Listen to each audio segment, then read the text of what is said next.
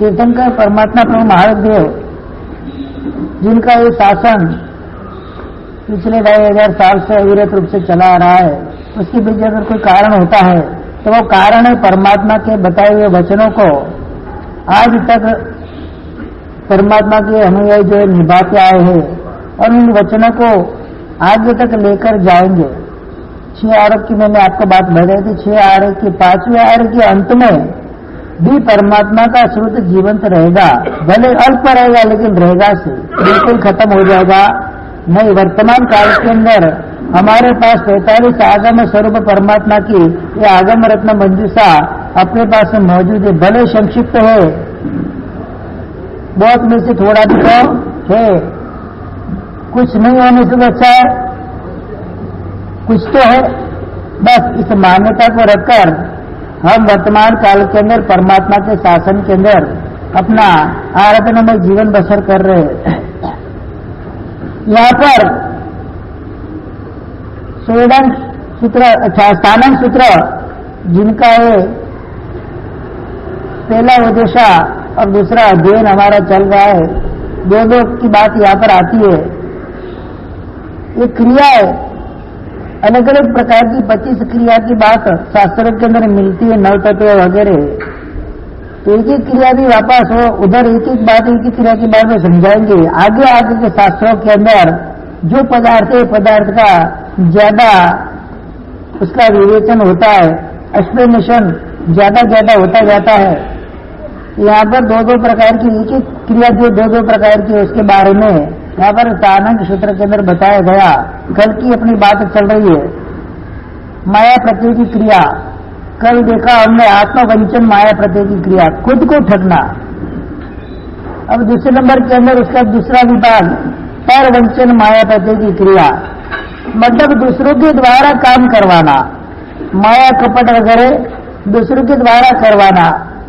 कहीं पर हम जाते हैं कोर्ट कचहरी वगैरह के अंदर वकीलों के पास, कोटी वसीयत लिखवा देते, अलग अलग कागज खोटा लेख लिखवा देते कि भाई तुम ऐसा मेरे को लिख के दे दो, साइन करके दे दो, तो इतना पैसा ले ले लेकिन मेरा काम हो जाए। गलत दस्तावेज करा लेते, कंपनियों के अंदर काम करते तो ऑफिसर वगैरह को लालच रिश्वत देकर उसके पास काम निकलवा लेते।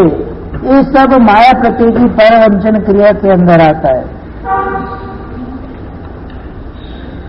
गलत करके व्यक्ति कितने समय तक रह सकता है, कितने समय तक वो सुखी रह सकता है। बस वो गलत करता है उतने समय तक उसको सुख, उसको ऐसा लगता है कि मैं सुखी हो गया, मेरा काम बन गया, लेकिन वो काम बनता नहीं है। भगवान पर के अंदर उन कर्मों को भुगतने के लिए तैयार रहना पड़ता है।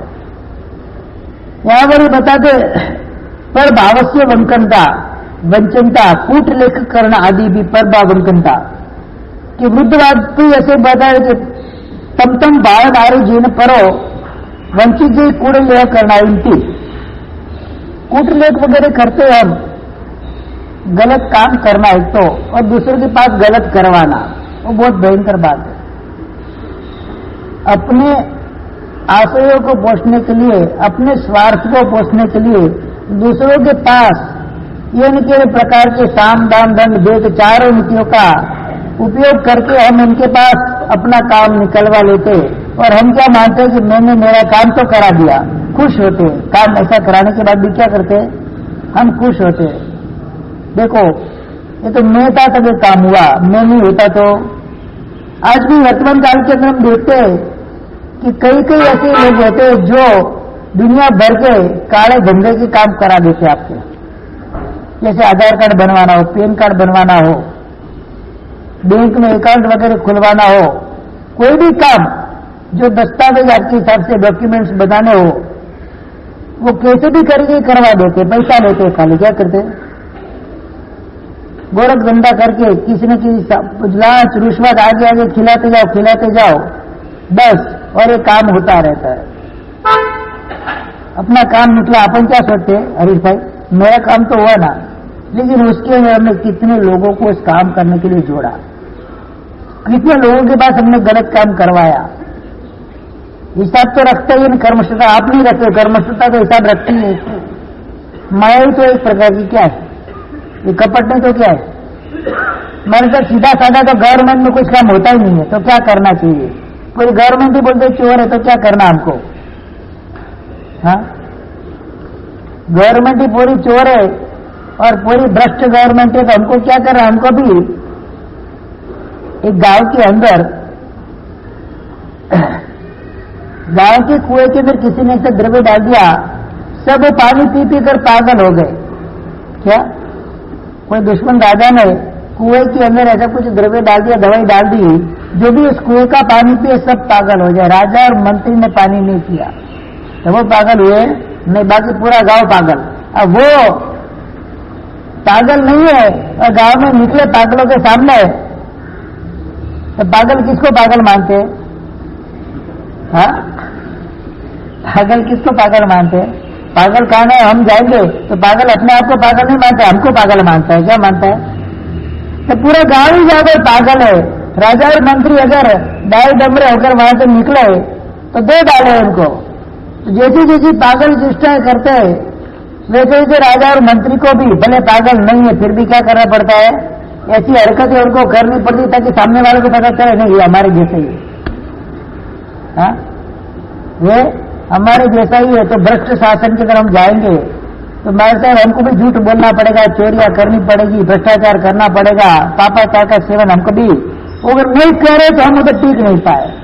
सबसे बड़ी बात यही है कि झूठ बोलने वालों के बीच में अगर आपको टिकना है तो आपको भी झूठ बोलना पड़ता है। चोरों के साथ टिकना होता है तो आपको भी चोरी, दिनेश भाई, करनी पड़ती है। मायावी के साथ रहना तो माया नहीं आती तो सीखनी पड़ती है। कभी कभी बोलते हैं ना, ये व्यक्ति ये दुनिया में चलने वाला नहीं, इतना भोला व्यक्ति है। बोलते कि नहीं बोलते? यहाँ का इस दुनिया में क्या पैदा हो गया?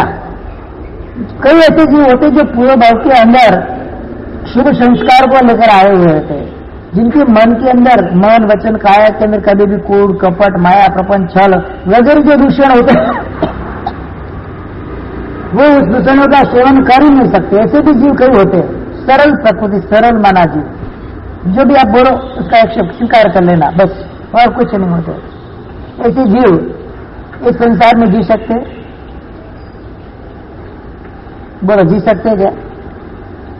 भयंकर ये संसार चल रहा है, पापाचारों वाला संसार। उसमें धर्म करने वाला कोई व्यक्ति अगर ऐसा लगे कि व्यक्ति धर्म करे, परमात्मा की पूजा करे, रात्रि भोजन का त्याग करे, 12 महीना जमीन का त्याग है, तो वे दिया है। क्या बोलोगे? हमें अतरों की धर्म करते हुए थे, चोरी कौन गई तनके? हाँ, इतना तू धर्म करेगा तो लड़की कौन देगा तेरे को? धर्मी जन मैंने देखे, कई रिश्ते ऐसे होते कि लड़का या लड़की दोनों धर्म के मार्ग में हो, जो भी श्रावक की नीति नियम के अनुसार धर्म का आचरण करते हो तो रिश्ता तोड़ देते। नहीं, उसके साथ रिश्ता नहीं करना। तो होटल नहीं जाता है? नहीं, रिश्ता नहीं करना। पिक्चर में नहीं लेके जाएगा? नहीं, मेरे को नहीं पसंद। केमिकल नहीं खाता है, बस वो लड़की नहीं चाहिए। वाह, तो क्या चाहिए? बाजार में धंधा करे ऐसी चाहिए? कैसी लड़की चाहिए? लड़की कैसी चाहिए? आजकल की मेंटालिटी लोगों की पापाचार वृत्ति वाली मेंटालिटी हो गई है। लोगों के दिमाग ही भ्रष्ट हो चुके हैं। जो गलत करता है वो पहले चाहिए, जो सही करता है वो नहीं चाहिए। 5-6 साल पहले की बात कर रहा हूं। एक कन्या ऐसे रिक्शा लेने की भावना वाली, लेकिन कोई शारीरिक परिस्थिति के हिसाब से सही मार्ग पर नहीं जा सके। नियम लिया था 5 लड़कों के अलावा 6ठा लड़का शादी के लिए देखना नहीं। 5 लड़के देखे, कैसा भी हो चलेगा, मेरे को धर्म वाला चाहिए। घर में रात्रि भोजन नहीं चाहिए और मैं जमीन को खाऊंगी नहीं, बनाऊंगी नहीं, रात्रि भोजन करूंगी नहीं। उनको करना दो भले, उनको मेरे को लेना देना नहीं, लेकिन मैं नहीं बनाऊंगी इसके लिए।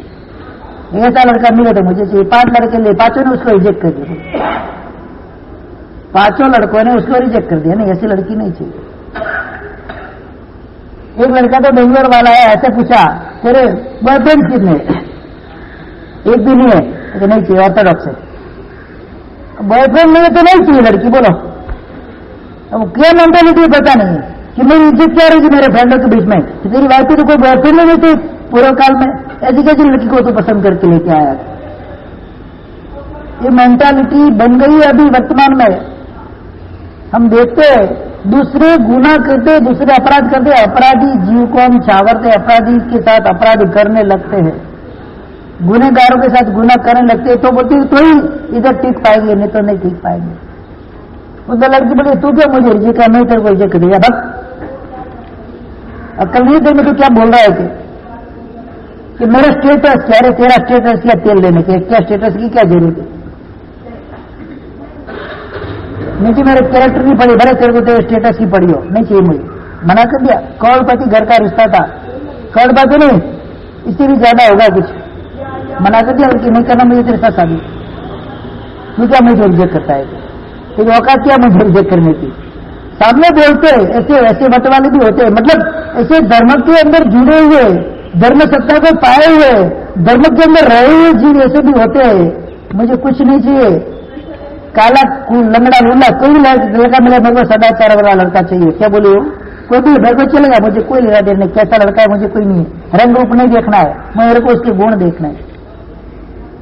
तो ये सब चीज होती है, ये अपनी निष्ठा अपने पास होती है, अपना धर्म अपने पास होता है, वहां पर खुद को तो ठगना नहीं है, दूसरे के पास भी गलत करवाना नहीं है, कूड़ ले कूड़ कपट वगैरह जो भी हम आचरण कराते हैं सबका फल भुगतना ही पड़ता है। ये सब अलग अलग प्रकार की क्रिया के माध्यम से संसार का स्वरूप परमात्मा ने यहाँ पर बताया है।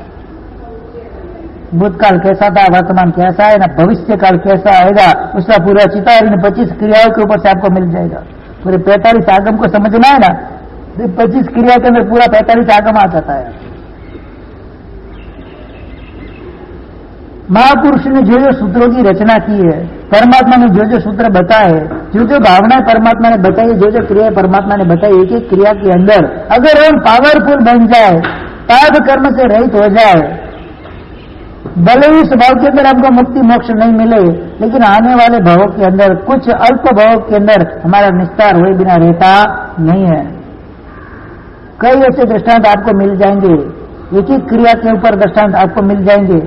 ये दृष्टांतों को देखकर उन्होंने ऐसा किया, उसके पीछे क्या कारण हुआ, दूसरे भक्त के अतिचार के अंदर भी बोलते हैं। दूसरा भक्त का अतिचार आता है ना, मुसावत ब्रह्मव्रत कूट लेख करण वगैरह करवाया, बोलते हैं ना, तो क्यों ऐसा लिखा है इसके अंदर, माया किए बिना ऐसा काम कोई कर सकता नहीं है। प्रपंच माया और मृषा, माया मृषावाद हो जाता है, क्या हो जाता है, 13वां पाप स्थानक है वो माया मृषावाद, वहां तक हम पहुंच जाते हैं। मतलब निष्ठुर परिणाम जब हमारा हो जाता है, धर्म के प्रति राग बिल्कुल खत्म हो जाता है, जड़ के प्रति मात्र राग बुद्धि आ जाती है, चेतन के प्रति राग हमारा खत्म हो जाता है, परिणाम निष्ठुर बन जाते हैं, पत्थर जैसे परिणाम बन जाते हैं, मतलब वीर भई या अभवी जैसा हमारा परिणाम बन जाता है, तब जाके ये कार्य होता है। एक आचार्य की बात आती है, नाम भूल गया मैं, अंगार मर्दक आचार्य, खुद अभव्य का जीव था, संसार में भटकने वाला, उसके 500 शिष्य, 500 के 500 उसी ब्रह्म केवल ज्ञान प्राप्त करके मोक्ष में गए, और खुद संसार के अंदर अनंत काल तक भटकता था और भटकता रहता है। एक बार उपासना के अंदर रहे आचार्य भगवान को रात्रि में स्वप्न आया, एक ऊंट हाथियों का टोला लेकर आ रहा है, क्या 500 हाथियों के टोले के साथ एक ऊंट आ रहा है। आचार्य भगवान समझ गए कोई नए आचार्य भगवान इस वस्ती में आने वाले थे विहार के क्रम से, और जो आने वाले वो आचार्य अभव्य का जीव है, और बाकी जो सब जीव है उनके साथ आने वाले साधु सब सौम्य प्रकृति के धर्मशील है, और मोक्ष मार्ग के साधक जीव आ रहे हैं, तो उसको पहचान कैसे करनी। तो उनके आने के पहले रात्रि के समय के अंदर उन्होंने क्या पर मातृवर्ग पढ़ने का स्थान होता है, तो बीच में वो काली कपची होती है ना, कोलसी छोटी छोटी कपची होती है, पूरे रास्ते पे कपची लगवा दी, अंधेरा होता था पहले, लाइट जो थी नहीं, और आचार्य भगवान खुद जो भी उधर बस्ती के अंदर थे परीक्षा करेंगे कौन अभव्य का जीव है इसके अंदर, पता करना था। वो बैठे कोने में पात लगाकर बैठ गए, साधु की बहाने बैठ गए, और एक एक साधु जाना तो पड़ता ही है, उठते है, जैसे ही काटने के बाद पग आते कब्चार कितने सारे बेचारे कीड़े होंगे, मर जाएंगे, अंधेरा था, कब्ची की कीड़ा कुछ पता नहीं, काले काली कपची और काला अंधारा, और कीड़े भी क्या कहते काले होते, नहीं पाप नहीं रखना है, वापस अपने संतारे में आकर सो जाते साधु। ऐसे ऐसे एक एक करके सब उठते गए। अंगार मर्द का आचार्य खुद उठे मातृ करने के लिए जाने के लिए। जैसे उसके बाद पग रखा और मन के अंदर विधि की बेटे देखो देखो इतने कीड़े कैसे बेटे मर रहे, कैसे मर रहे, ऐसे करके कि उसके पांव दबा दिला के चले वो।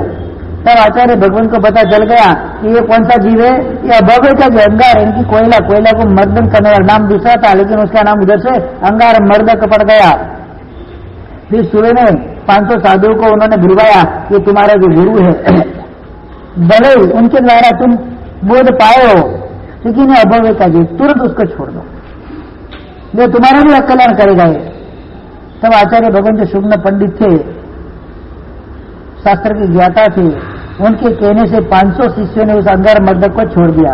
अभव्य के साथ रहना भी नहीं है क्या, उसके साथ वहां निवास करना, उसके बाद पढ़ना लिखना तो बात ही अलग रही, उनके साथ रहने का भी मना कर दिया है। ऐसे जीव तो निष्ठुर परिणति वाले होते हैं। धीरे धीरे हम भी ये काला धोला करते करते हमारी परिणति इतनी निष्ठुर हो जाती है, फिर कुछ पता भी चलता नहीं है, और हम क्या करते उधर जाके क्या करेंगे वो भी नहीं। तू पैसा ले, मेरा काम कर, बस जो होना हो दुनिया का जो होना, मुझे कोई लेना देना नहीं है, मेरा काम होना। सोसाइटी में जाएंगे तो वहां पर भी यही धंधा, ऑफिसों में जाएंगे तो वहां पर भी यही धंधा, संस्थाओं में जाएंगे तो वहां पर भी यही धंधा। बस मेरा लफ्ज मेरा चलना चाहिए, चाहे कितने भी पैसे देने पड़े, कैसे भी गलत काम करने पड़े, कुछ भी करना पड़े, मुझे मंजूर है, लेकिन मेरा काम होना चाहिए। ऐसी नीति आ जाती है। ये माया के कारण आता है, माया के साथ मूषावाद आता है, और माया और मूषावाद दोनों मिल जाते हैं तो कौन सा पाप नहीं आता है, ऊपर के 12 पाप आ जाते हैं। क्या प्राणातिपात, मूषावाद, अर्धतार, मैथुन, परिग्रह, क्रोध, मान, माया, लोभ, राग, द्वेष, कलह, अपेक्षण, पश्चिम में रति अरति पर परिवाद, और लास्ट में आया माया मूषावाद। ये 12 के 12 पाप एक माया मूषावाद के कारण वहां पर आ जाते हैं। माया के साथ आता है मिथ्यात्व, लास्ट में 14वां पाप, सबसे बड़ा पाप मिथ्यात्व शल्य। मिथ्यात्व जीव अभव्य की कैटेगरी में आ जाता है, भले अभव्य नहीं होता है तो भी अभव्य की कैटेगरी में उस समय जब तक मिथ्यात्व के अंदर है अभव्य की कैटेगरी में माना जाता है उसको। सबसे बड़ा बात मिथ्यात्व शल्य। यहाँ पर माया की बात चल रही है, पर वंचन माया प्रकृति क्रिया। आत्मवंचना तो बहुत कर ली, अब दूसरों को भी अपने जो पाप कर्म के लिए जोड़ने की जो क्रिया होती है, अपने लिए पाप उसके पास करवाने की जो क्रिया होती है, वो पर वंचन माया प्रकृति की क्रिया यहाँ पर बताई जाती है। इसके बाद आई क्रिया मिथ्या दर्शन बच्चिया। मिथ्या दर्शन, मिथ्या तो जिसमें प्रत्यय बनता है, मिथ्या तो जिसके अंदर निमित्त बनता है, ऐसी जो क्रिया होती है मिथ्या दर्शन वर्तित की क्रिया बोलते हैं उसको, वो भी 2 प्रकार की होती है। न्यूनातिरिक्त मिथ्या दर्शन वर्तिया, मतलब एक मिथ्या इस प्रकार के होते हैं, कोई भी चीज को कम या ज्यादा करके मानते हैं। जैसे शास्त्र के अंदर परमात्मा ने बताया कि हमारी जो आत्मा है पूरे शरीर के अंदर व्याप्त होकर रहती है, ऐसा नहीं कि एक भाग में रहती है उससे ज्यादा रहती है, ऐसा होता नहीं है। आत्मा का प्रमाण शरीर के प्रमाण आत्मा का प्रमाण माना गया। कितना, जिसका जितना शरीर उसके प्रमाण की आत्मा उसके शरीर में, मतलब एक एक भाग के शरीर के एक एक पुद्गल के अंदर जो आकाश प्रदेश है उसके अंदर आत्मा रहती है। ये परमात्मा के सर्वज्ञ परमात्मा के वचन है। तो मिथ्या जैसी जीव रहेंगे तो कोई ऐसा बोलते है अंगूठे के अंदर आत्मा रहती है क्या? अंगूठा प्रमाण ही आत्मा है और शरीर के अंदर अपना कार्य करती है। अपना कार्य, जैसे कोई ऑफिस के अंदर कोई मैनेजर वगैरह होते हैं, डीएम वगैरह, सीएम वगैरह, जो भी आपकी भाषा बोलते हैं, जो होते हैं वो पूरे ऑफिस का जिस प्रकार से संचालन, जो पूरी फैक्ट्री का पूरे धंधे का जिस प्रकार से संचालन करते हैं, इसी प्रकार के आत्मा के कोई कोने में रही हुई अंगूठा प्रमाण जो आत्मा है शरीर के अंदर रही हुई पूरे शरीर का संचालन करती है। मिथ्यात्व है, ये समयत्व नहीं है, समय बुद्धि नहीं है, वो एक नए की बात होगी। परमात्मा के वचन 7 नए से संपूर्ण होते, सर्व नए से संपूर्ण होती है, एक भी नए इसके अंदर होता नहीं है। नैकम संग्रह व्यवहार रुजु सूत्र एवं भूत नए, शब्द नए एवं भूत नए, और लास्ट में जो होता है कौन सा है बुद्धिया में 7 नए, 7 नए से संपूर्ण परमात्मा की बात आती है। इसमें बताया एक नए भी अगर कम रहेगा तो मिथ्यात्व हो जाएगा, वो सम्यक कथन होता नहीं, वो मिथ्यात्व कथन हो जाता है। यहाँ पर मिथ्यात्व ऐसा मानते हैं कि आत्मा शरीर के अंदर अंगूठे के प्रमाण होती है और पूरे शरीर का संचालन करती है, तो न्यून मतलब समझ लिया कि कम माना, शरीर से आत्मा को कम माना। कोई ऐसे बोलते आत्मा 500 धनुष ऊंची है, कितने भले चाहिए 2 धनुष का, आत्मा कितनी है 500 धनुष ऊंची है। तो शरीर से ज्यादा आत्मा के प्रदेशों को मान लेना वो भी मिथ्यात्व है। नियम ऐसा है कि शरीर जिसका जितना चींटी का शरीर इतना है तो चींटी शरीर के अंदर उसके शरीर प्रमाण आत्मा रहेगी। हाथी का शरीर बड़ा है तो हाथी के शरीर के अंदर उसके शरीर प्रमाण आत्मा वहां पर रहती है। जिसका जितना शरीर उसकी प्रमाण आत्मा उसके अंदर रहती है और संपूर्ण शरीर में व्याप्त होकर आत्मा रहती है। ये सर्वज्ञ परमात्मा का वचन है। इसके अलावा जो भी उसके अंदर ज्यादा कम करते हैं वो मिथ्यात्व की कक्षा में चला जाता है। हमारे परमात्मा ने जितना बताया उतना ही हमको करना है बस। इसमें अपनी देर बुद्धि चलानी नहीं है। नहीं ऐसा भी करे तो कोई फर्क पड़ता नहीं, ऐसा कभी बोलना नहीं है। परमात्मा ने जितना बताया जैसे बताया उस बात का नतमस्तक वंदना पूर्वक उसका स्वीकार करना वो जीव समित्व दशा को प्राप्त कर जाता है। इसमें एक भी जरा सा भी कम ज्यादा करा समित्व गुण उसके अंदर आने वाले नहीं कि परमात्मा के वचन के ऊपर शंका, और शंका है संकित जा शंका आशंका विजिच्छा प्रशंसता संता कलिंगित समित्व के अतिचार के अंदर ये बातें बताई गई। शंका सी आर्यना बल ज्ञान लक्ष्मी ऐसे आदि गुण वगैरह वगैरह जो शंका का अतिचार में बोलते हैं ना अपन, तो उसके अंदर ये शंका की बात आई तो शंका परमात्मा के वचन के ऊपर कभी होती ही नहीं है। परमात्मा ने जैसा बताया जैसा अस्तित्व बयान किया है, सर्वज्ञता के अपने केवल ज्ञान में देखकर किया हुआ है। वहां पर परमात्मा के पास 3 चीज नहीं है। वो परमात्मा के पास राग नहीं है, द्वेष नहीं है और मोह नहीं है। क्या नहीं है? जिसके पास राग और द्वेष और मोह नहीं है उसका झूठ बोलने का कोई प्रयोजन होता नहीं यार। उनको तो सब दिखता ही है, जो जैसा है वैसा, तो ऐसा ही परमात्मा बयान करते। ऐसी परमात्मा के वचनों के ऊपर सचोट जो श्रद्धा करनी सबसे पहला समझ तो वही है। परमात्मा ने जैसा बोला है, परमात्मा ने जैसा बताया है, जो मार्ग परमात्मा ने दर्शित किया है उस मार्ग पर मुझे चलना है, उस बात को मुझे मानना है और उस कथन को मुझे स्वीकार करके परमात्मा के द्वारा बताए गए कार्य क्रिया वगैरह मुझे उसका आचरण करना है। ऐसी सम्यक श्रद्धा जब व्यक्ति के अंदर प्रकट हो जाती है तो सम्यक गुण आए बिना रहता नहीं है। कितनी श्रद्धा परमात्मा के वचनों के ऊपर बोलो। हाँ श्रद्धा के साथ आचरण भी होता है संगीत के लिए। हाँ, आचरण शुद्ध होगा तो शुद्ध श्रद्धा बनेगी। आचरण शुद्ध नहीं होगा तो श्रद्धा शुद्ध बनने वाली नहीं है। कोई भी व्यक्ति अपने आचरण से जाना जाता है। अंदर श्रद्धा दिखती नहीं, आचरण दिखता है। आचरण उसका शुभ है, मंदिर के परिणाम शुभ है, दोनों चीज होना चाहिए। आचरण के अनुसार उसकी वृत्ति होनी चाहिए, मतलब वृत्ति और प्रवृत्ति दोनों समान होनी चाहिए। आचरण तो बहुत अच्छा होता है।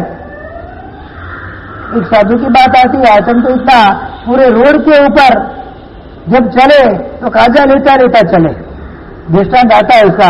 अंदर का बाहर का आचरण तो बहुत अच्छा, लोग बोलते कितना पाप का उसको डर है, एक भी जीव की हिंसा नहीं हो जाए, और कितना अच्छे से वो झाड़ू वगैरह लगा के चलता है जमीन के ऊपर, कितना जमीन की प्रमार्जना करके करता है। और दूसरे नंबर के अंदर उसकी वृत्ति में भयंकरता थी, और स्त्री लंपट था।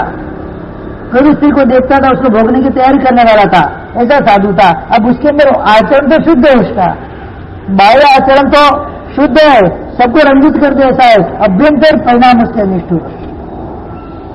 दोनों की चीज में होता है, वृत्ति और प्रवृत्ति दोनों में समानता जब आती है, एक लेवल जब आता है, तब व्यक्ति समित्व की भूमिका के अंदर या समित्व मार्ग पे है ऐसा मान सकते हैं। दोनों में एक भी कमी भी नहीं चाहिए। बाह्य आचरण अशुद्ध भी नहीं चाहिए, भले अभ्यंतर आता है आपका, अंदर से आप शुद्ध परिणाम वाले हो और बाहर से आप ऐसे बोलते हैं ना, दारू की दुकान के ऊपर जाकर कोई दूध पिए तो क्या माना जाता है उसको? भले सही कार्य कर रहा है, कार्य कौन सा कर रहा है? सही कार्य कर रहा है, लेकिन कहां जाकर कर रहा है? कहां पर बैठा हुआ है? वह आचार शुद्ध नहीं है उसके, भले विचार शुद्ध है उसके, आचार शुद्ध नहीं है तो भी चलता नहीं। बाह्य आचार की भी शुद्धि अवश्य चाहिए। बाह्य आचार से बाला लिंगम पश्यंती, तो बाह्य जीव जो होते हैं आपके बाह्य आचार को देखते हैं। अंदर आप क्या करते हो वो बाहर जीव, बाहर में आने वाला सामने वाला जीव नहीं देखता है, वो आपके बाह्य आचार को देख रहा है। भले मैं अंदर से मैं भाव से साधु बन चुका, भाव साधु था मेरे में, लेकिन मैंने साधु का वेश नहीं पहना, आप मेरे को वंदन करेंगे? बोलो करेंगे वंदन?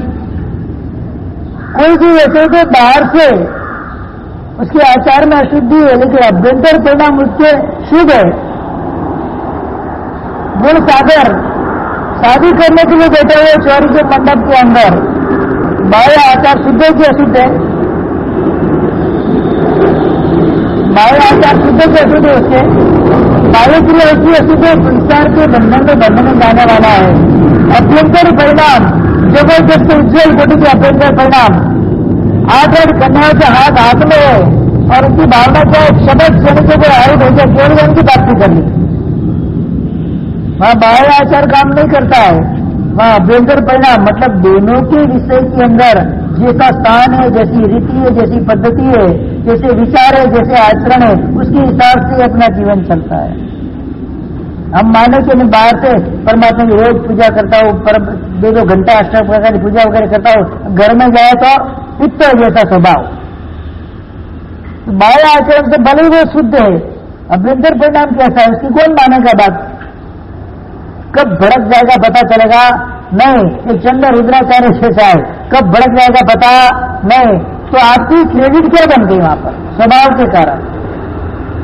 जिसका स्वभाव होता है वैसी अगर क्रिया होती है, स्वभाव शुद्ध है और क्रिया भी शुद्ध है, तो व्यक्ति समय के मार्ग पे है ऐसा मान सकते हैं।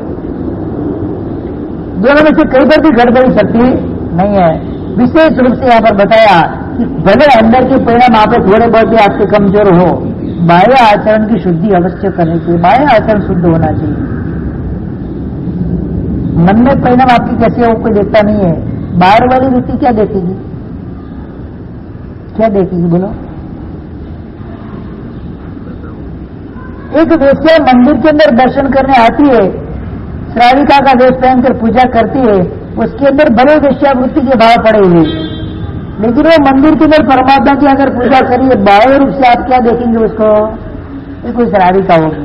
और कोई श्राविका कोई कारण सर वो उसको रेड लाइट एरिया में जाकर खड़ा रहना पड़ा, मतलब कोई कारण सर उधर किसी की वेट करे, कोई करे, लोग उसके बारे में क्या समझेंगे? ये भी कोई ऐसी कैसी औरत होगी? वहां पर व्यवहार शुद्धि भी जरूरी है। व्यवहार मेरा कैसा है, मेरा वर्तन कैसा है, मेरी वृत्ति कैसी है, परिणाम कैसे, मैं किस स्थान के अंदर हूं, उसी हिसाब से हर एंगल से अपने को अपने आप को चेक करना होता है। तब जाके समीक्षों को ऐसे ऐसे फटाकर ये हो जाता नहीं है। समीक्षों की भूमिका लाने के लिए बहुत पापड़ बेलने पड़ते हैं। बाह्य शुद्धि, अभ्यंतर शुद्धि, मतलब अंतःकरण की शुद्धि भी समीक्षक गुण प्राप्ति करने के लिए जरूरी होती है। खाली बाहर से कितनी भी क्रिया करो, भले 1 लाख सामयिक कर लो जीवन भर में, सामयिक का परिणाम ही अंदर नहीं आए तो सामयिक क्या काम का? उसके अंदर परिणाम ही नहीं आता है तो सामयिक क्या काम का? कितनी भी क्रिया कर लो, और अगर अंदर परिणाम होता है तो क्रिया करने की जरूरत ही नहीं है। अशुभ क्रिया के अंदर रहा हुआ व्यक्ति भी शुभ योग को प्राप्त करके केवल ज्ञान तक पहुंच जाता है, और शुभ योग में रहा हुआ व्यक्ति भी अशुभ का माध्यम पाकर गिर सकता है, नहीं गिर सकता ऐसा नहीं है। तो हर एक प्रकार से कर्म शक्ता आपको हर प्रकार से नचाते, कर्म नचावत तिम ही नाचत माया अवश्य नच चेरी चेरी। इसने भी क्या बताया कि माया अवश्य जीव नाचता है। अंदर माया पड़ी है तो कोई भी वृत्ति और प्रवृत्ति अभी शुभ होने वाली नहीं है। सबसे पहले माया को इधर से भगाना है। किसी के साथ क्या गलत करना, क्यों माया कूड़ कपट कर, हमें तो मुझे वही पता नहीं चलता है। सरलता क्यों नहीं आती हृदय के अंदर? वंचितता का परिणाम क्यों है? क्या मिलता है माया करके? थोड़ा बहुत सुख मिलेगा, बस इतना ही ना। 4 लोग मेरी पूजा करेंगे, इतना ही जैसी भावना होती है ना, इससे क्या मिलने वाला है? आखिर भी जाकर उसका भी फल तो भुगतना ही भुगतना है। तो मन के परिणाम सरल क्यों नहीं हो सकते? स्वीकार भाव क्यों नहीं आता है हृदय के अंदर? कोई प्रकार की मुझे सिद्धि चाहिए तो स्वीकार भाव से होगी, प्रतिकार भाव से अस्वीकार भाव से सिद्धि मिलने वाली नहीं है। नहीं, तीनों काल में मिलने वाली नहीं है। मैंने गलत कर दिया, स्वीकार करो, नहीं मेरी गलती, चलो मेरी गलती में मैंने कुछ गलत नहीं किया है, उस समय स्वीकार करने के मेरा आपका क्या जाता है, क्या बिगड़ जाता है? समझ आ रहा, 2 शब्द बोलेगा बस, इतना ही है ना, सुन गया बस, खेल खत्म, बात आगे तो नहीं चलेगी। मैंने प्रतिकार किया, मैंने आर्ग्यूमेंट कर दी, तो उसका भी कोई जवाब है? आर्ग्यूमेंट का कोई जवाब होता है? उसका कोई परिणाम आता है, अंत आता है? नहीं आता है। जैसे इच्छा अनंत है ना, वैसे आर्ग्यूमेंट भी अनंत है, कोई इसका रिजल्ट नहीं आता है। इसीलिए एग्रीमेंट स्वीकार करो, स्वीकार करने के बाद वहां पर खत्म हो जाएगी। फिर आगे बढ़ने वाली नहीं है। घर के अंदर लड़ाई होती है पति पत्नी के बीच में, भाई भाई के बीच में, बहन बहन के बीच में, देरानी जेठानी ननद भौजाई, अब सबके बीच में झगड़ा वगैरह संसार है।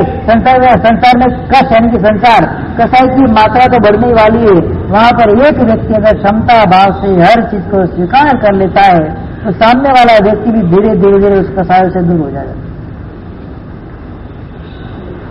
मैंने स्वीकार ही नहीं किया तो क्या हुआ? तो सामने वाले को स्वीकार करने वाला ही नहीं, पता है मुझे।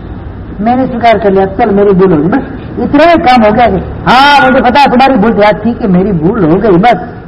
अब आगे क्या बोलोगे? उसके पास ऑप्शन क्या है बोलना का? बताओ मुझे।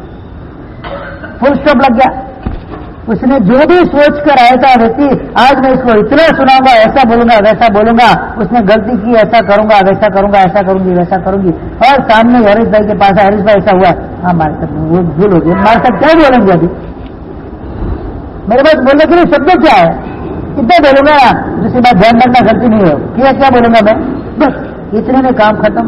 नहीं माता मैं ऐसा थोड़ी करता हूँ, हाँ तूने कल ऐसा किया था, उस दिन ऐसा किया था, 2 साल पहले ऐसा किया था, पूरा इतिहास जब से उसके साथ जुड़े हो उसका पूरा इतिहास आपके सामने आ जाता है। उसकी सारी पोल खोल कर रख देते वहां पर। मतलब उसने विश्वास रख के उस समय आपको जो जो बातें बताई थी वो बात भी आप दुनिया के सामने प्रकट कर दिए तो विश्वासघात का पाप लगता है। गुस्से में व्यक्ति क्या बोलता है, क्या करता है, उसको कुछ पता होता नहीं है। गुस्से के अंदर अंध हुआ व्यक्ति दारू के नशे में हुआ व्यक्ति के जैसा होता है। वो कब क्या बोलेगा, क्या करेगा, कुछ पता होता पता रहता नहीं है। इसीलिए गुस्सा नहीं आए, सबसे पहली बात गुस्सा नहीं आए इसके लिए क्या करना है? हर बात का स्वीकार करना है। Agree, I am agree with you, I don't argue with you. बोलो गुस्सा आता है फिर? कविश जब एग्रीशिप आ जाती है गुस्सा आता है? नहीं आता, कभी नहीं आएगा। तीनों लोग में कभी, तीनों काल में गुस्सा नहीं आएगा। मैंने स्वीकार कर लिया मेरी गलती है, बस। माया कपट झूठ कपट का सारा मैंने कह नहीं, मेरी गलती मैंने स्वीकार कर लिया। सरलता का गुण अंदर प्रकट हो जाएगा। सरलता समित्व लाती है, सरलता सिद्धि पद को देती है। स्वयंबरो व आसंबरो बुद्धो हुआ अन्नो सम भाव भावित हृदयो लभते मोक्षम न संदेह, ऐसा बताया गया है। चाहे श्वेतांबर पंथ को मानने वाला हो, दिगंबर पंथ को मानने वाला हो, चाहे बुद्धों को मानने वाला, चाहे कोई अन्य धर्मों को मानने वाला हो, कंडीशन मोक्ष में जाने के लिए मात्र एक ही बताई, उसके मन के अंदर सरलता होनी चाहिए। सरल व्यक्ति जल्दी मोक्ष में जाता है, टेढ़ा मेढ़ा व्यक्ति कभी मोक्ष में जाता नहीं है। सीधे रास्ते पे चलो, चलना है तो टेढ़े मेढ़े रास्ते पे क्यों चलते हो? आजकल फैशन हो गई है, बाइक चलाते ना जैसे बाप का रोड है, सीधी सीधी जाना भाई, ऐसे करते हैं, ऐसे करते हैं, ऐसे करते हैं, ऐसे करते, क्या मरना है? अरे मन के अंदर जन्म से माया घुस गई है, वक्रता घुस गई तो टेढ़ा ही चलेगा, सीधा चलने वाला नहीं है। फिर पुलिस वाले 2 डंडे देंगे पर सीधा चलेगा। हमारे अंदर वृत्ति के अंदर माया आ गई, वंचनता आ गई, वक्रता आ गई, प्रवृत्ति के अंदर आ गई तो निवृत्ति कहां से मिलने वाली है? सबसे पहले सरल बनना है। सरलता मेरा गुण होना चाहिए, सरलता मेरा ध्येय, सरलता मेरा लक्ष्य होना चाहिए। अगर ये आ गया फिर आपको इधर बुलाने की जरूरत नहीं है, घर पे बैठे भी आत्म समाधि को साध लो। कोई प्रवचन की जरूरत होती नहीं है, कोई साधना की जरूरत होती नहीं है, कोई क्रिया की जरूरत होती नहीं है, मात्र अंदर सरलता आनी चाहिए, स्वीकार भाव आएगी, सरलता आएगी। रोज आ गया, बाद में प्रायश्चित करके दिया, रोज आ गया, बाद में प्रायश्चित करके दिया। मैं आपको झापट मार दूँ, मुझसे में झुकना बोल दी, चलेगा? फिर दूसरी बार मारो, मुझसे में झुकना चलेगा?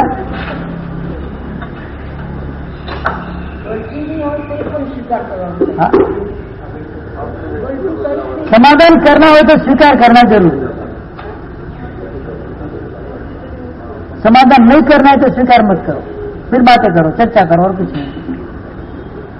सामने वाला बंद कर देगा बोलना बंद कर करेगा जब हम बंद करेंगे तो। हम बंद कम कर सकेंगे जब हम स्वीकार करेंगे तो। हम स्वीकार नहीं करेंगे तब तक बोलते रहेंगे। स्वीकार कर लिया बोलना बंद, सामने वाले की दुकान भी बंद, उधर भी लॉक लग जाएगा, उसके बाद शब्द नहीं रहेंगे आपको बोलने के लिए। पहली बार में मार साहब आपने ऐसा कर दिया, ठीक है हो गया, इच्छा में मेरी गलती होगी, बस खेल खत्म। अब समय कितना भी मेरे को बोलकर पूरा मन के अंदर पूरा प्लानिंग करके आया, आज तो आज भारत की ऐसी हालत कर दूंगा, पूरी प्लानिंग करके आते, इतनी हालत कर दूंगा, बराबर समझा दूंगा महाराज साहब को, और आप महाराज साहब ये गलती आपसे हो गई, आपको ऐसा नहीं कर, ठीक है मेरी गलती होगी, दूसरी बार नहीं होगा, बस खेल खत्म। सामने वाला क्या बोलेगा? सारे प्लान को मतलब म्यूट कर दिया 1 सेकंड में, और क्या बोलेगा वो? उसके बाद जय भी बोलने के शब्द, और क्या प्लान करके आए, हमारे साथ थोड़ी बहुत आर्ग्यूमेंट करे, फिर देख लूंगा आगे, आर्ग्यूमेंट क्यों नहीं, ठीक है भाई मेरी गलती हो गई, दूसरी बात ध्यान रखेंगे बस। अब आपके पास शब्द क्या है मुझे बोलने के लिए? ऊपर जाकर तो बोलोगे नहीं कुछ, मैंने खुद ही स्वीकार कर दिया है, तो मुझे स्वीकार कराने के लिए आपको प्रेशर तो करना नहीं है, भले मेरी गलती थी कि नहीं वो दूसरी बात है। मृगावती की गलती थी, चंद्र सूर्य मूल विमान के साथ नगरी के अंदर पधारे थे, परमात्मा की देशना के अंदर, तो पता नहीं चला उनको कि दिन है कि रात है, और रात्रि के समय चंद्रमाला का उपयोग रखा, समय देखा तो जैसे सूर्यास्त होने आया तो उठकर चले गए अपने सामने, मृगावती बैठे रहे, परमात्मा की देशना सुनते रहे, फिर रात्रि के समय में पता चला रही तो रात्रि का समय सूर्य चंद्र गए, तो रात्रि हो गई, आए चंद्रमाला के संचार के पास बैठे हुए, चंद्रमाला ने बहुत सुना दिया, आज की चंद्रमाला भी बहुत सुनाती है, सुना दिया मतलब सुना ले, आप तो इष्ट घर के और राजघराने के हो, एक संयति हो, आपके लिए शोभनीय नहीं है, आपको रात्रि में रहना, बाहर रहना, उपासना के बाहर रहना, ये आपके आचार में नहीं आता है, आगे से आपको ध्यान रखना, सरल भाषा में उनको समझाया, ये भी उनको तो क्या लगा, आजाद जैसा लगा, मुझे कभी ऐसा सुना नहीं होता है ना, तो जो सरल भक्ति वाला जीव होता है उसको ये भी आघातजनक लगता है, बैठे बैठे बैठे बैठे अपने कर्मों के लिए मैंने क्या अपराध कर दिया, इतना बड़ा मेरे से अपराध हो गया, गुरु से मेरे को ठपका खाना पड़ा, उनको मेरे लिए इतना कष्ट उठाना पड़ा, मुझे इतना बोलना पड़ा, अपने आप को वो कोस रहे, कोसते कोसते कोसते सीधे 8वें गुणस्तार 9वां 10वां 6वां श्रेणी पे आरोग्य की केवल ज्ञान की प्राप्ति होगी मृगावती को। स्वीकार से हुआ ना, गलती थी उनकी, फिर भी स्वीकार किया, तो क्या पता है कर्मसत्ता ने क्या इनाम दिया, मैंने स्वीकार किया तो बहुत बड़ा इनाम मेरे सामने हाजिर है, मैंने अस्वीकार किया तो बहुत बड़ी सजा भी मेरे सामने हाजिर है। स्वीकार करने वाला व्यक्ति कभी भी माया कर सकता नहीं है, ये तीनों काल का सत्य वचन है। अपनी गलती को स्वीकार करने वाला व्यक्ति, स्वीकार का जिसका स्वभाव है, कभी भी उसके जीवन में माया प्रवेश करेगी नहीं, क्यों गलती को गलती मानता है और उसका स्वीकार करता है। मायावी व्यक्ति स्वीकार करता नहीं है, जो स्वीकार करता है वो मायावी होता नहीं है। हर चीज के 2 पहलू रहेंगे, तो हम इस प्रकार से आगे बढ़ते हैं, ये माया प्रति की क्रिया, इसके बाद मिथ्या दर्शन, न्यूनातिरिक्त मिथ्या की जो आता है आत्मा को, कोई बोलते आत्मा छोटा है, कोई बोलते आत्मा बड़ा है, शरीर प्रमाण आत्मा नहीं है, ये मिथ्या दर्शन है। और कई व्यतिरिक्त अनिनातिरिक्त मिथ्या दर्शन, व्यतिरिक्त मिथ्या दर्शन, लेकिन कोई ऐसा ही मानते कि आत्मा जैसा कोई तत्व नहीं है, क्या नास्तिक जो बताया, आस्तिकवाद को मानने वाला नहीं होता है, वो तब व्यतिरिक्त मिथ्यात्व दर्शन वृत्ति क्रिया वाला होता है, तो वो आत्मा के स्वरूप को नहीं मानता है, परमात्मा को नहीं मानता है, धर्म चीज क्या नहीं मानता है, परलोक नहीं मानता है, मतलब ऐसी कोई चीज है ही नहीं जिसको मेरे को मानना है, वो इसको जो प्रत्यक्ष दिखता है उसमें मानने वाला होता है। परोक्ष जो दर्शन होते हैं है कि नहीं है, जिसके बारे में एक सोचनीय विषय बन जाता है, इस चीज को नहीं मानने वाला, वो बाहरी मिथ्यात्व आत्मा रहता है, गाढ़ मिथ्यात्व आत्मा रहता है। ऐसे 2 प्रकार के जो मिथ्यात्व की बात मैंने आपको बताई, आज कई बातें ऐसी होती है, एक एक क्रिया के बारे में बोलने जाए तो पूरा प्रवचन क्रिया के ऊपर ही हो जाए अपना 5 महीना का, इतना बोलने का होता है, इसके अंदर इतने दृष्टांत है, इतनी भावनात्मक बातों को समझना है, वर्तुलों को समझना है। इस प्रकार से हम आगे बढ़ते बढ़ते बढ़ते अभी आगे की क्रिया भी लेनी है, दृष्टि की क्रिया, दृष्टि क्रिया। दृष्टि क्रिया 2 प्रकार की, जीव दृष्टि और अजीव दृष्टि। जीव के प्रति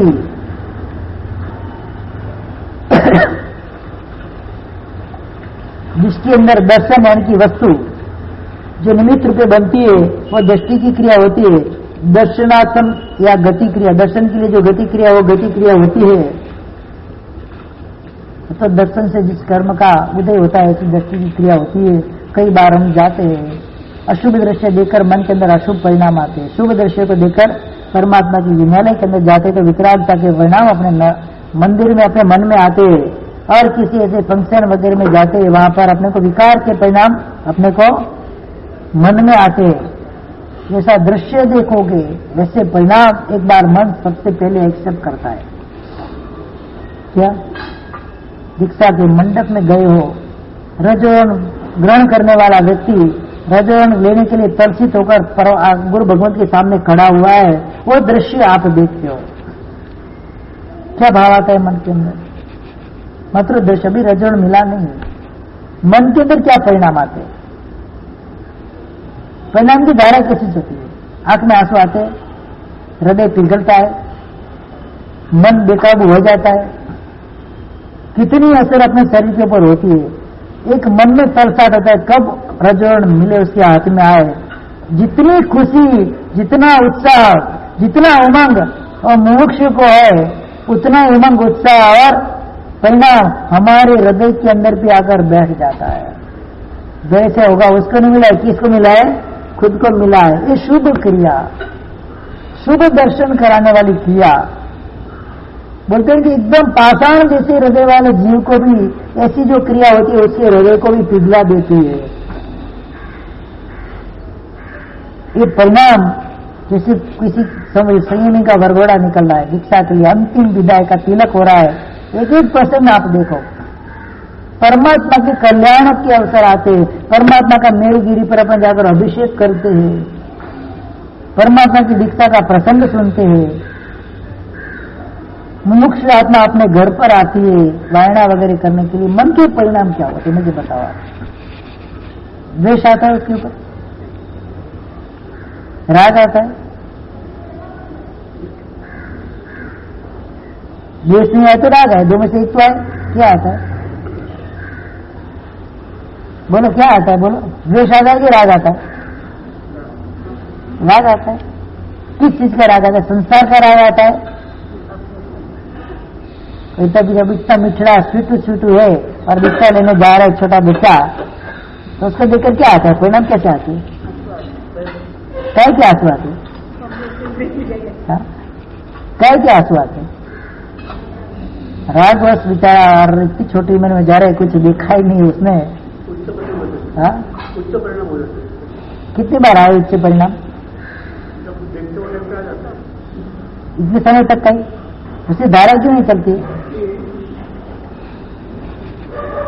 शुद्ध है, शुभ है, सुंदर है, उसको कायम रखना है कि उधर ही छोड़कर आना? क्या करना चाहिए हमको? परिणाम की जो धारा मुश्किल से आती है, भाव धारा जीव को मुश्किल से मिलती है, ऐसे वैसे भाव धारा आ जाती नहीं है। कई जन्मों के अशुभ कर्मों का क्षय हो जाता है, खत्म हो जाते हैं, तब जाके इस भावना के अंदर जीव चढ़ता है, उसको शुभ क्रिया के अंदर रुचि जगती है, शुभ क्रिया का अनुष्ठान देखने के अंदर उसको तरसाट होता है, तालावेली होती है, एक संवेदना उत्पन्न होती है।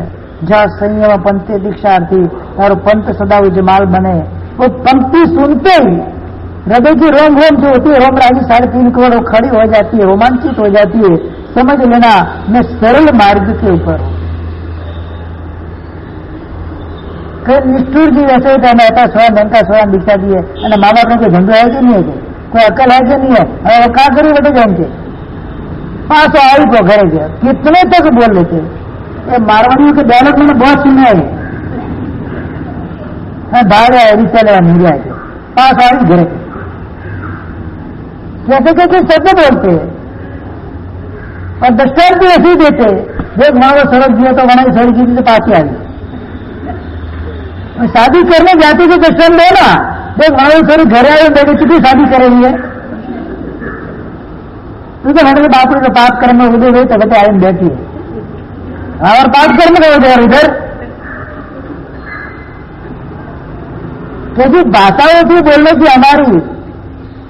दोगलापन बोलता है, किस केस क्या बोलते हैं? दोगलापन।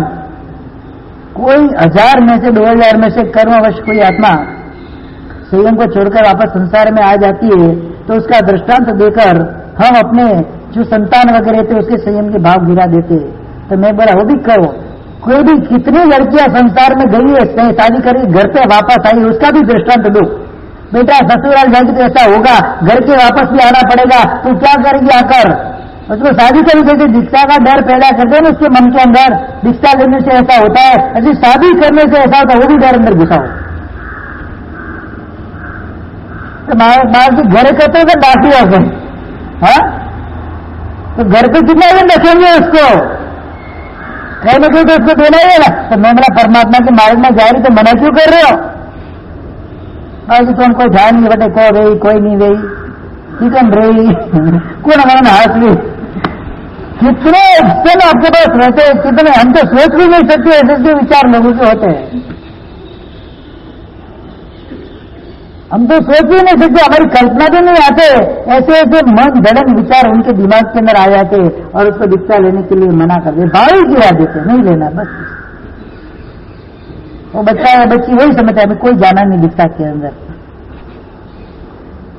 फिर उसकी हालत क्या हो जाती, संसार में रह नहीं सकता है, संयम में जा नहीं सकता है, स्वामी त्रिशंकु निजे अवकाश समा लटकी रहे हो बस। त्रिशंकु अवकाश के अंदर लड़का नहीं नीचे आ सकता, नहीं पर जा सकता, अभी छबी लड़का हुआ। ऐसी हालत हमारे परिवार के अंदर है, संतानों की हम कर देते हैं। मैं तो इतना बोलता हूं, जिसकी भी परिणाम आते संयम जीवन के, तुरंत उसको रजा देते, जा भाई तेरा की यही रास्ता अच्छा है।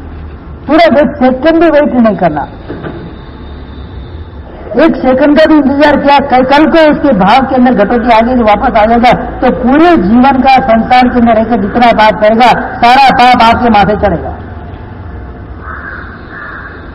जब भी भाव आया, समय ग्रंथशाला ग्रंथ के अंदर बताया है, जब मन के अंदर परिणाम घटते हैं तुरंत घर को छोड़ दो। संदीप भाई हाँ मर जो, जब घर वाले डांटते, इज्जत का धज्जिया उड़ाते, इज्जत अपनी प्यारी है, इमेज अपनी प्यारी है, चल चल नहीं रहना इधर, निकल जाना है, 1 सेकंड में लात मार के निकल जाना। कैसे? चल देखता हूं तू भी क्या, तू रोती कि मैं रहता हूं, देख दिखाता हूं मैं। इतना शुभ कार्य करो, आगे बढ़ जाओ बस, सही मार के। नहीं तो चालक मानस से बाप को वैराग्य कैसे हुआ? मैंने बोलते बोलते 50 साल आपको क्यों नहीं हुआ, वो भी प्रश्न है। 50-60 साल तक वैराग्य नहीं, संसार के में हर कदम पर वैराग्य के निमित्त मिलते, आपको वैराग्य नहीं क्यों हुआ? मेरा प्रश्न जवाब दो मुझे।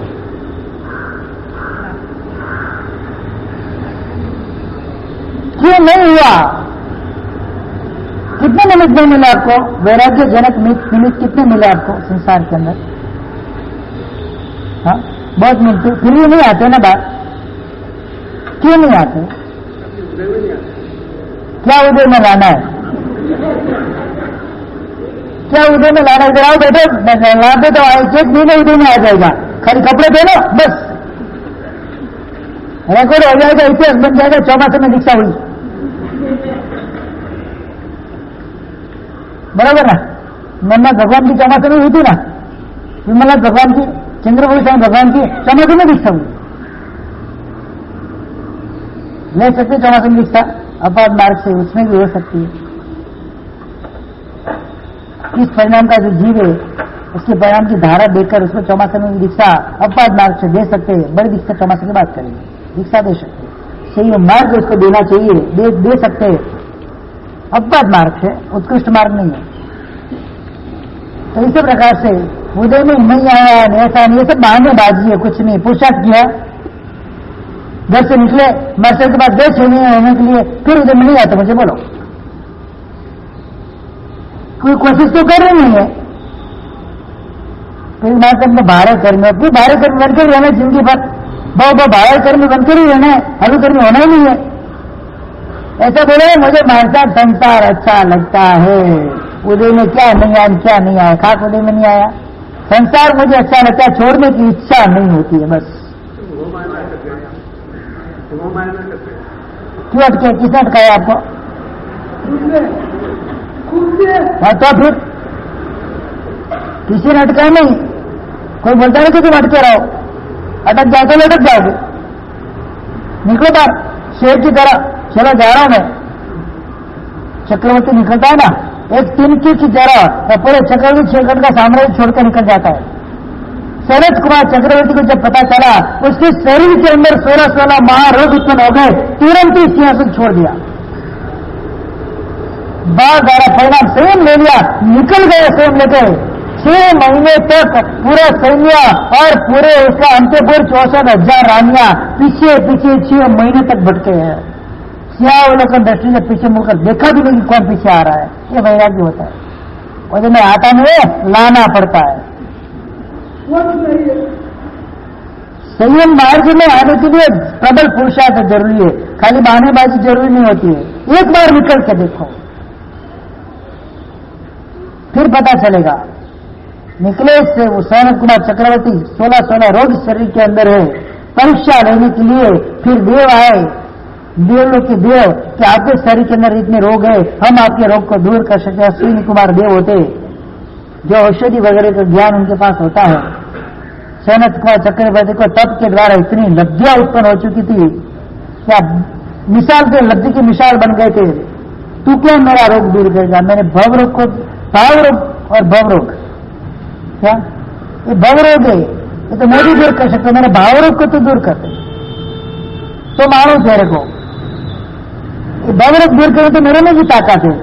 जब से थूक लिया, उंगली पे लगा दिया, सोने की जैसे उंगली हो गई, ये तो ताकत मेरे में भी है रोग मिटाने की, लेकिन मेरे को मिटाना नहीं है।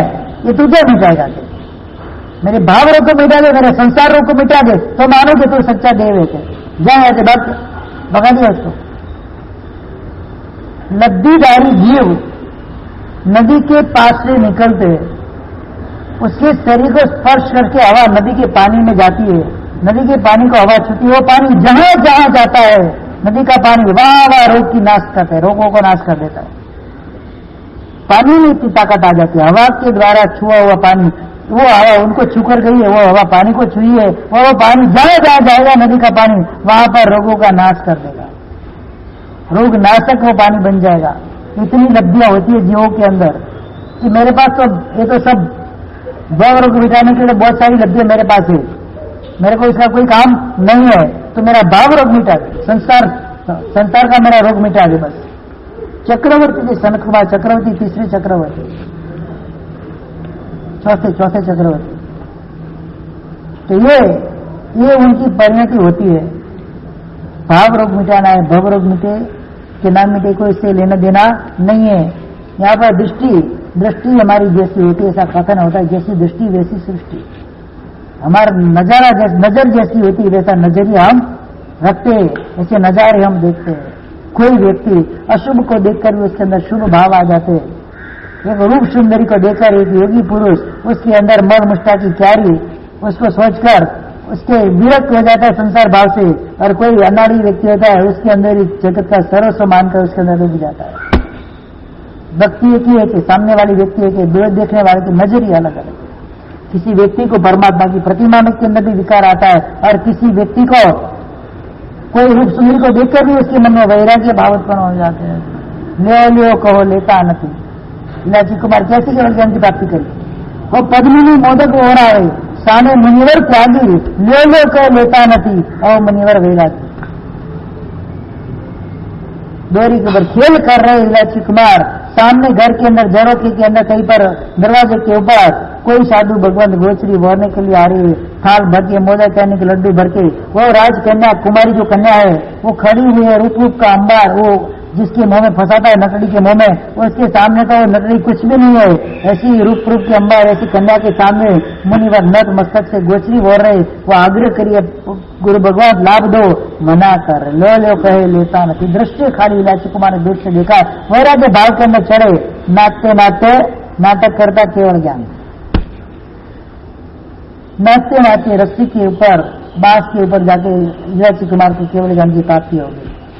शुभ को अशुभ से देखना, अशुभ को शुभ से देखना, ये दृष्टिवादी की क्रिया होती है। तो जीव के स्वरूप में अशुभ वस्तु देखकर शुभ वस्तु में आना, अशुभ वस्तु को देखकर अशुभ में जाना, ये जीव प्रति की जो दृष्टि की क्रिया होती है, फिर अजीब दृष्टि क्रिया। कोई अच्छी चीज देखते हैं, जैसे इंद्रधनुष वगैरह, इंद्र स्तंभ वगैरह, जो प्रत्येक बुद्ध वगैरह होते हैं। तो पहले प्रत्येक बुद्ध नगर सिंह क्या नाम था उसका, इंद्रध्वज पहले उसकी पूजा करते थे लोग, इंद्र महोत्सव के अंदर सब पूजा करके गए, ध्वज नीचे गिर गया, अब उसके ऊपर कुत्ते बिल्लियां सब खराब कर रहे, गंदा कर रहे। देखा कल को क्या उसकी शोभा थी, आज देखो उसकी क्या दुर्दशा है। क्या गणपति बापा मोरिया, फिर जब उसका विसर्जन हो जाए 3 दिन के बाद दरिया से समुद्र के किनारे जाकर देखो क्या मूर्तियों की हालत होती है। वैराग्य नहीं आता। कल को जो 3 लोक में पूजा जाता था, वो लोग उसको पूजने के लिए पागल थे, आज वही लोग उसको नदी में डालकर उसके टुकड़े टुकड़े कर दिए। उसको देखकर वैराग्य नहीं आता। क्या चाहिए बोलो, वैराग्य का कारण क्या चाहिए? ये जीव अजीब प्रति की क्रिया, कैसी अजीब दृष्टि, अजीब के ऐसे दर्शन करके हमको जो हमके मन के हमारे अंदर परिणाम आते हैं, शुभ को देखकर अशुभ और अशुभ को देखकर शुभ जो परिणाम हमारे अंदर आते हैं, ऐसे परिणाम दृष्टिवादी क्रिया, इसके बारे में हम कल थोड़ा जोर और सोचेंगे। आज तो समय हो गया अपना 9:15 बजने आए हैं। ये दृष्टिवादी की जो दृष्टिजा क्रिया बोलती है उसको 2 प्रकार की, जीव दृष्टिजा और अजीव दृष्टिजा क्रिया। थोड़ा मैंने आपको संक्षिप्त में बताया, कल इसका पूरा विवेचन करेंगे। एक एक क्रिया आपके मन के अंदर बिठा देने की। अच्छा लगता है ना सुनना, कि नहीं लगता है? मन के परिणाम के अंदर शुद्धि आनी चाहिए, परिणाम के अंदर कोमलता आनी चाहिए। कोई क्लेश शंका क्लेश से वासु के मन संसार, क्लेश रही तो मन के भवपार। वासु के जैसा भगवान के स्तवन के अंदर उपाध्याय यशोद जी महाराज ने बता दिया, जहां पर क्लेश है वहां संसार है। क्या क्लेश निकल गया, संसार पार हो गए, संसार से आप बाहर हो गए। इस प्रकार से घर के अंदर कैसी भी कोई प्रश्न कर ले, कैसी भी बात हो जाए, हम अपनी समाधि के अंदर शांति के अंदर सुनना है, खाली बोलना कुछ नहीं। किसी को कोई उपदेश देना नहीं, आत्मा को उपदेश देना। देख तेरा पुण्य अच्छा है, कैसे गंगा से तू नहीं पड़ रहा है, तुझे भव से पार होना है। उस समय बैठे बैठे भी आत्मचिंतन करना है। घर के अंदर लड़ना है तो लड़े, झगड़ना है तो झगड़े, कुछ भी करना है करे, हमको उसे कोई लेना देना नहीं है। हम कुछ बोलेंगे, हम हमारी समाधि के अंदर रहेंगे, आत्मकल्याण को साधेंगे।